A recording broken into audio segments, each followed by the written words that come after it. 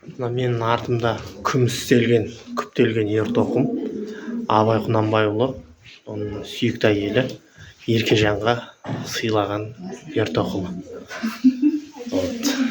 Так что жігіттер, әйелдеріңе көлік сыйлап үйреніңдер.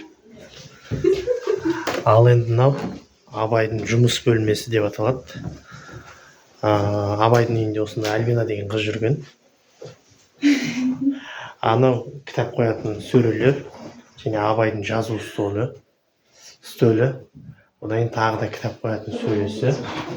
Одан бөлек анау қабырғаға ілінетін сағат, сонымен қатар мынау айна. Оның барлығы да түп нұсқа. Және негізі Ділдәнің артынан келген мынау жаңағы төсек орны бұл күміспен күптеліп алтынмен апталған екен. Бірақ әркімнің қолында болғандықтан алтынның күмісін ойып ала берген.